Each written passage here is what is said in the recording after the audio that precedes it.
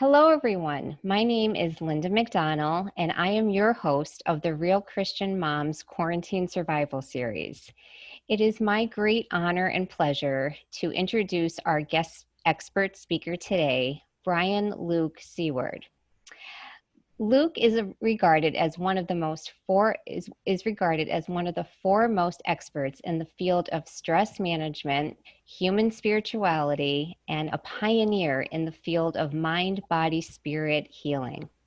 He has authored more than 16 books, including the classic bestsellers Stand Like Mountain, Flow Like Water, The Art of Calm, and Stressed is Desert Spelled Backward. The wisdom of Brian Luke Seaward can be found quoted in PBS specials, the Chicago Tribune, the Huffington Post, college lectures, medical seminars, boardroom meetings, church sermons, keynote addresses, and graduation speeches all over the world. He can be reached via his website, which is www.brianlukeseaward.net. Luke, you said I could call you Luke, and so I am just so honored that you are here with us today. Great, Linda. It's a real honor to be with you. So thank you for the invitation, and I'm glad it worked out. Wonderful, wonderful. So being, the expert in stress management, the obvious question is, how do people best cope with stress during these challenging and changing times that we find ourselves in? Yeah, boy, how much time do you have? That's a loaded question. Is well, when this whole thing started back in March, I thought to myself, I bet the phone's going to ring and I'm going to be asked this question. So you better get a good soundbite answer. And of course, the real answer could be weeks long. But the best answer I could come up with was that we need to adapt to the change that we're going through. And it's kind of funny. People use the words change and stress synonymously, but anybody who talks to you about stress management, resiliency, work-life balance will use the word adaptation. And adaptation is another word for change. So the answer to the question, and now then we can get to the nitty gritty, but we want to change with the change. We want to go with the flow. We want to adapt with the change. Otherwise, we are going to get battered by the winds of change. We're going to get knocked down. We're going to get injured. So we want to actually, and this is like a very famous Chinese philosophy, but it's not just Chinese. The Irish have it, the Australians have it. You can find it anywhere, and it basically says we need to go with the flow. It's so interesting because I have found myself saying that recently, and I'm not just saying that. And I am one of those people who I love to control things. I unashamedly admit that I am a recovering perfectionist, and I'm really trying to work on that. But I found myself the last several months saying to my husband, I'm just going to go with the flow because there's nothing else I can do. Yeah, well, it's kind of funny. I was up in the Tetons on a little vacation a couple of days ago, and I said to our waiter, I said, how you coping with all this stuff? Because, the restaurant business has really been in trouble. And he said, I'm doing well with the things that I can control. And I thought, wow, write that down because that is stress management 101. There's things we can't control, and yet some people, and I've been in that category myself, years ago, you try and control things you can't control, it's like banging your head against the wall. So the best we can do is work with what we can control. And sometimes what that means is to change your attitude, to say, basically, God, it's in your hands. Amen. Off for the ride. Amen. Absolutely. And, just releasing things and just saying, like, when things just don't go your way or, there might be a glitch in, your schedule or whatever, just say, okay, there must be a reason for this. And I think our son's cancer journey really taught me a lot about that. Because, when you're fighting for the life of someone that you love with all your heart and soul, and you realize that you really have very little control, it changes you in a drastic way. So I have learned a tremendous amount from that experience. So I can Yeah, understand I that. think you and I can both agree because we have some wisdom behind our years. At least I think I do. I think it's wisdom that you think to yourself, God, why didn't that work out? I wanted that so bad. And then with a few more months, years, you look back and think, oh my, thank God that didn't work out. So Right. it's like the wonderful expression is, be careful what you ask for, what you pray for, you might just get it. Yes.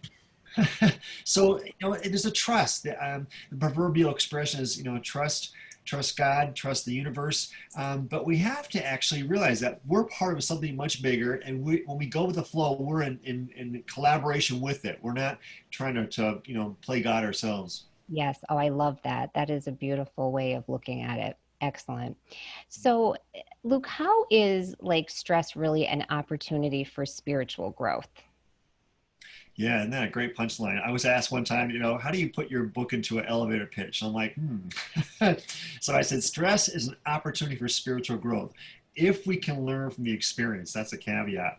So, I seem to meet a lot of people, very, very blessed to meet a lot of people in my life who've been through hellacious, stressful experiences. And, this one we're in right now, this counts, but people who've had cancer, or the kids have had cancer, I can go through a whole slew of things. In fact, my book, Stress is Dessert Spelled Backwards, is a collection of stories of people who've been through hell and back. And I think back to the quote from Winston Churchill, who says, if you're going through hell, keep going. Keep going. It's one of my favorites. Which I think now is a country song. Yeah.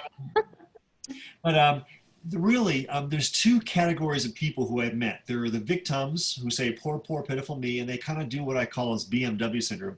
I don't know if I can say this on the air, but I'll say it, bitch, moan, and whine. And then there's the other group that is the victors, and they just shine. They glow with this grace. And I asked these people, I mostly focus on the victors because I've heard the story with the victims. It's always the same story. It gets kind of old after a while. And what I should tell you this, what you're hearing when people are doing the victimization is you're hearing grieving. And they've not yet moved out of that process. And some people, sad to say, never move out. But we want to acknowledge the loss. It's so important. But then we want to move on and not carry that like a ball and chain. But I meet these people who are, I'm going to call them heroes, people who've been through hell and back and done an amazing job. And I think to myself, I want to be like you when I grow up. If I get in the same situation, I want to be like you. And I ask them, how did you get through this? And they all say the same thing. They say, at the time I was going through this, I thought it was the worst thing that could have ever happened to me. But now I can honestly tell you it's the best thing that's ever happened to me. And when I hear those words, I think, I am in God's grace. I mean, I don't know how else to describe it. It's not victimhood. And I say, okay, more specifically, how'd you get through this? And they'll say things like, it was my sense of forgiveness. It was my sense of honesty, my sense of humor, my sense of optimism. And I think to myself, these aren't gifts for a chosen few. These are birthrights for everybody.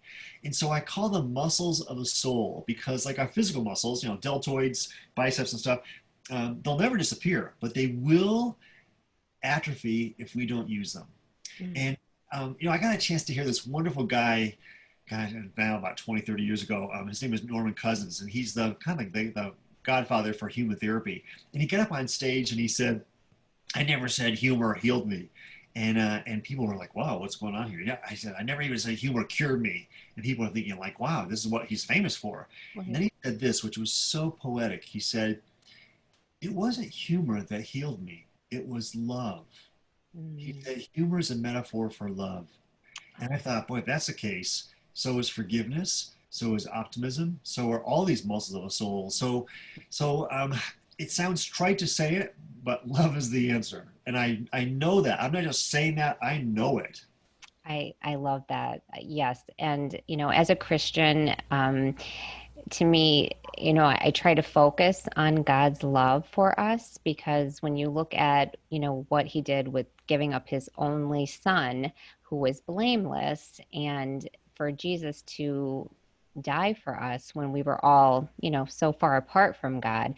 I mean, that kind of love, I always say, Lord, like, I'm never going to achieve that as a human being, but help me to grow in the love that, I am capable of each and every day. And I think that's like a worthwhile goal for every human being.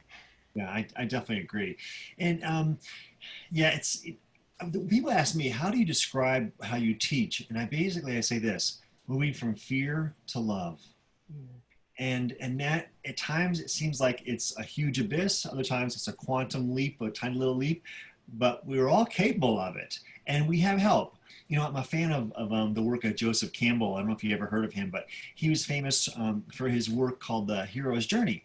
And he did a special with Bill Moyers back about 30 years ago called The Power of Myth. But he said, we're never alone in this journey. We have help. And he called it the assistance of spiritual aids. And stories like, and of course, he uses stories as a means to teach. He said, whether it's The Wizard of Oz or Lord of the Rings or you name the story, there's always somebody. And I like The Wizard of Oz, so I'm going to pick that one. The Good Witch of the North was the assistance of spiritual aids. But the message when Dorothy had the shoes on was that you have the means to get home the whole time anyway. The way, Linda, in which I interpret that when I was a little kid, I'm like, the kingdom of God is within you. Yes. We all have the means to get home. And home isn't a place, it's a place of peace. Yes. Oh, can I just say I have chills right now? Like seriously, I have chills running through my body. So that is so beautiful. I love that. I love that. Thank you for sharing that. I'm loving So Luke, with everything that we have had to, adapt to, all of the changes, like, do you have any like tips so that the moms who are listening can maybe have an easier time adapting to change? Yeah, I'll give you a couple, and we could have 45,000 and still never get them all, but just a couple. And what I like to teach stress management. I say, I'm going to give you a smorgasbord. You pick and choose what you like, and keep practicing it because these are skills. And the more we do, the better we become at them. Well, the first thing I want to mention is that we need to establish a good routine.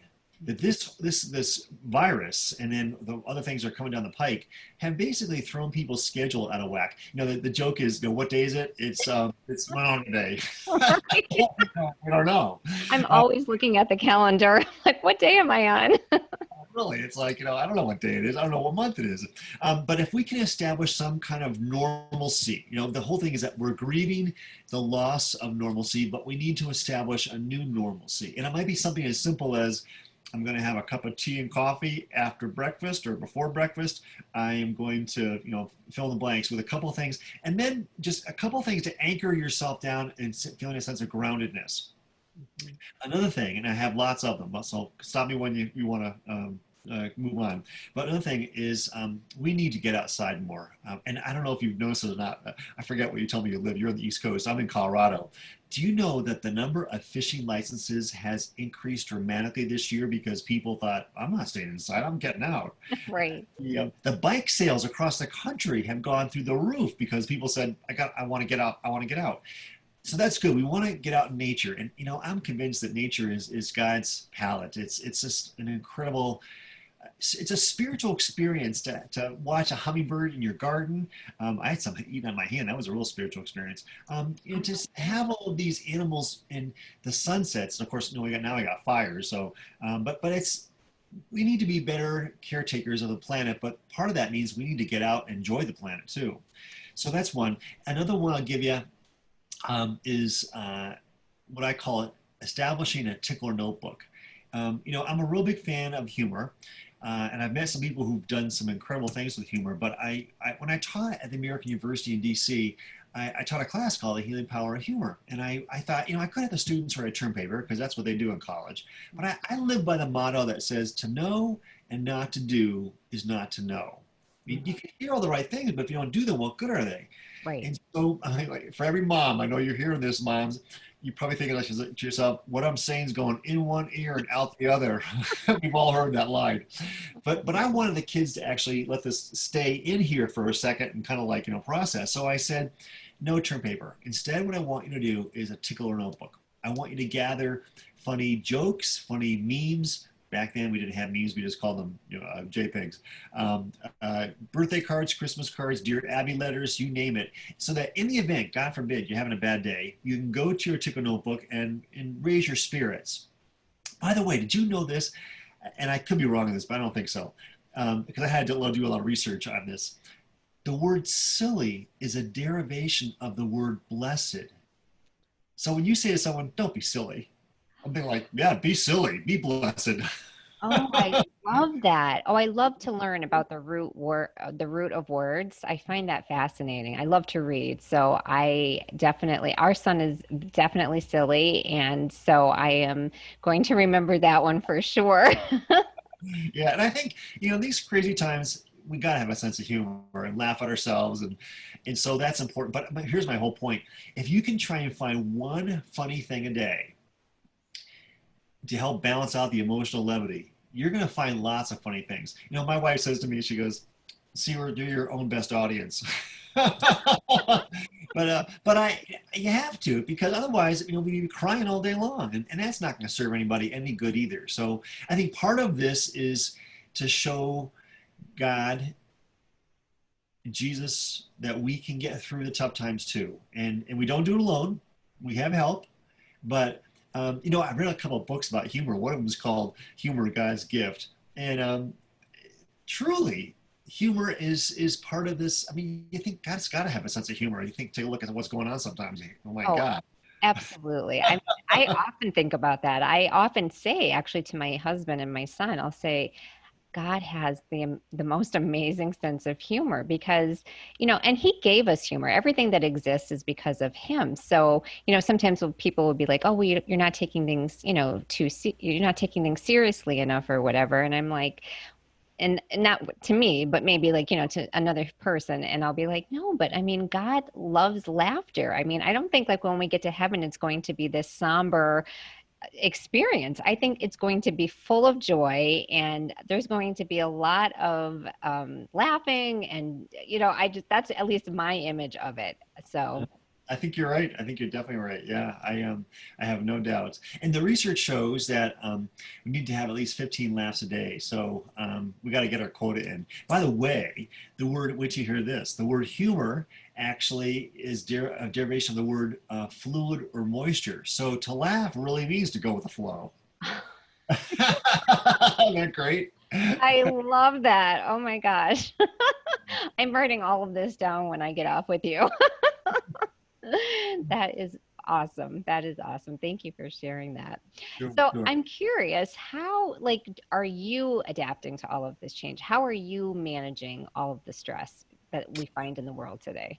Yeah, good question. Well, I get up every morning and I go for a walk. I used to have a dog. I take him for a walk, but he passed away. But I still go for a walk. I'm I sorry. get out in nature that way.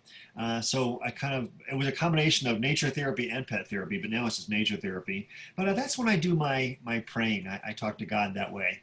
And there's nobody out there, so I have the whole sky to myself, if you will.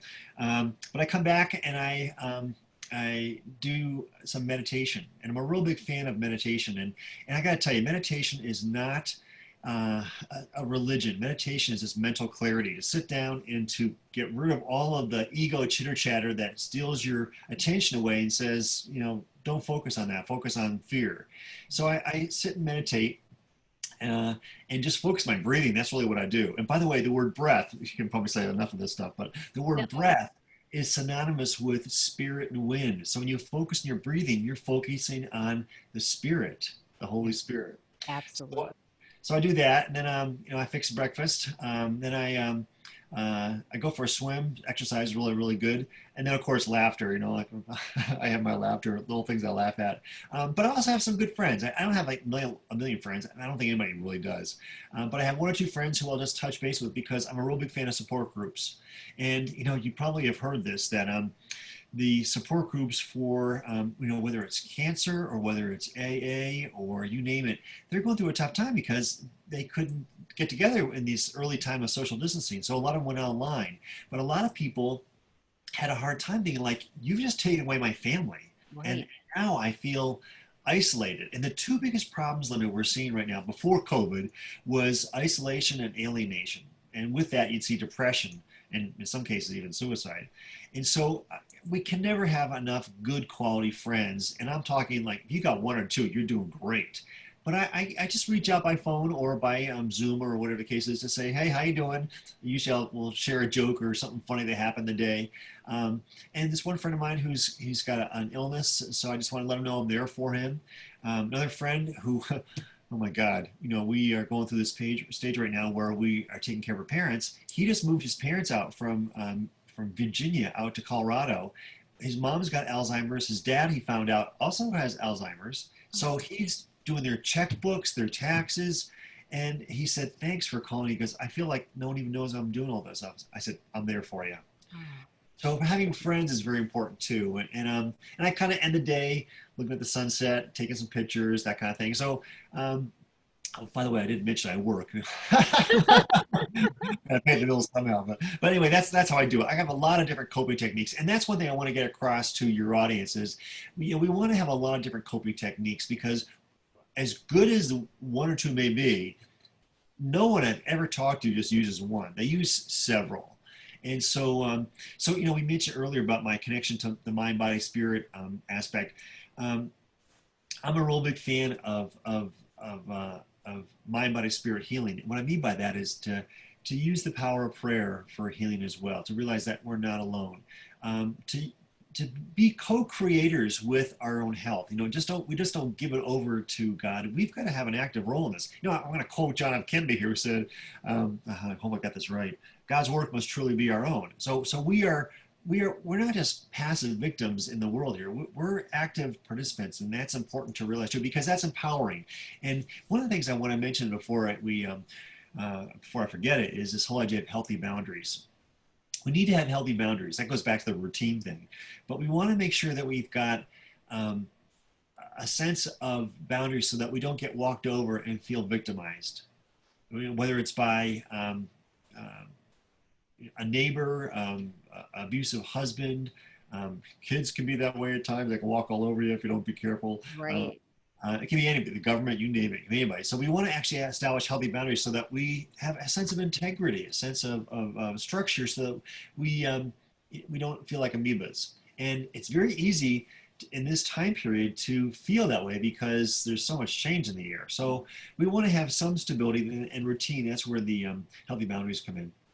I think that's so important because I hear that from a lot of moms that I see them struggle with putting healthy boundaries in place. Like it's almost as if they're afraid of, standing up for themselves or saying, what they truly need or what they truly want. And they're afraid to like shift the family dynamics. And I'm always trying to encourage them by saying, but if you don't, this is your one precious life. And if you show up in your most powerful way with your God given gifts and you just give it your best shot, then you're going to impact everyone around you in a positive manner, your children, your husband, your coworkers, whoever you are in contact with.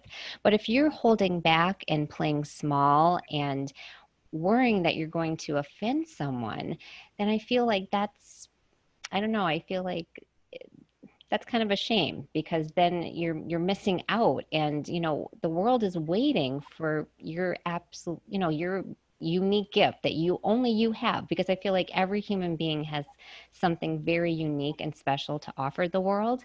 And so I try to encourage the moms I work with, don't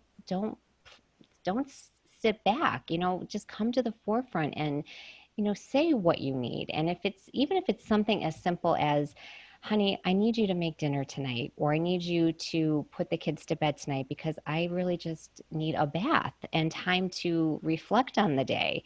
Even as something as simple as that, I think can be very powerful. I think so too. I think Jesus had a line about "Don't be a light under a bushel." So right now we got to have our light shine bright because there's a lot of darkness out there. Yeah, and I think that what I try and teach people is to do this diplomatically. We don't want to come across as tyrants saying, "Hey, it's your turn, take out the trash and do it now." Right. There's diplomacy involved here, but also there's in simple terms. There's three kinds of behavior. There is passive. That's where you get walked over. There's aggressive. Those people doing the walking over, and there is assertive. And what we're talking about here, what you mentioned, is the idea of being assertive, to have that structure. And I say do it diplomatically so that we don't see people getting upset by it, and learn to say no and learn to say yes when it's appropriate, so that you have your sense of moral integrity. Yes, that's perfect. That's beautiful. I love that. Well, this has been amazing. This is definitely your insight and wisdom have just, I know I got so much out of it, and I know our audience is going to as well. So, Luke, I know you have like a free resource for them. Can you share a little bit about that? And I will make sure that I put the link to that resource underneath your video. Yes. Well, I teach relaxation techniques for people who are stressed, and that would be everybody probably. But I do a lot of photography. I do some video too. And this is a long answer to your question, but here it goes. A lot of my friends have had cancer, and when they go to get chemo in the hospital, the people who work the hospitals don't want them watching what's on television because basically it's not good programming. So I made a movie called The Healing Power of Nature. Earth Songs, The Healing Power of Nature. And I have since kind of worked on a sequel. And part of the sequel is to do like little 5 minute videos of nature, hummingbirds and bears and stuff like that. Well, what I want to give you as a gift and all the people listening is a 5 minute video I made of these thunderhead clouds over Colorado. And I speed it up a little bit so you kind of get a sense of like my word, God's artistry.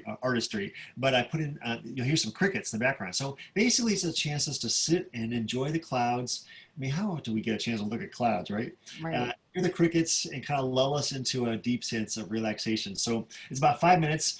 It's kind of fun to watch, and toward the end, the sky gets a little pink and stuff. But that's the gift I'll send to you, and you can share it any way you want. Oh, thank you so much. That sounds beautiful. And I'm one of those people who I'm obsessed with the sky. Like when you mentioned earlier about sunsets, I'm running outside if there's like a pink sky and rainbows and my my child or my son doesn't even ask anymore. He's just like, there mommy goes. There must be a rainbow or something. I'm like running for my phone because it really is God's majesty on display. And I'm just obsessed with it. So that's beautiful. I will definitely enjoy that. And I know so many of the moms watching will, absolutely, relish that as well. So thank you. I gotta tell you real quickly, when I walk in the morning, I see rainbows. Not very often, but the morning rainbows are almost always like this reds and pinks. It's amazing. So I'm with you on that. I've never seen a morning one. It's always been like an afternoon, like usually late afternoon. So I would love to see a morning one. Cool. Very cool. Well, thank you, Luke, so very much for your time today. Your insight and wisdom truly are unparalleled, and I am just so honored to be able to share this with my audience. So thank you. All right, my pleasure, and thank you, and thanks for reaching out. And let's stay in touch, okay? Absolutely, absolutely. I pray that God will continue to bless you and your family and all of the work that you are doing because you are definitely a bright light in this dark world. So thank you. Thanks. Well, God bless to all your audience too, and I'll be in touch. Okay, take care. Thanks, Linda. Bye. Bye bye.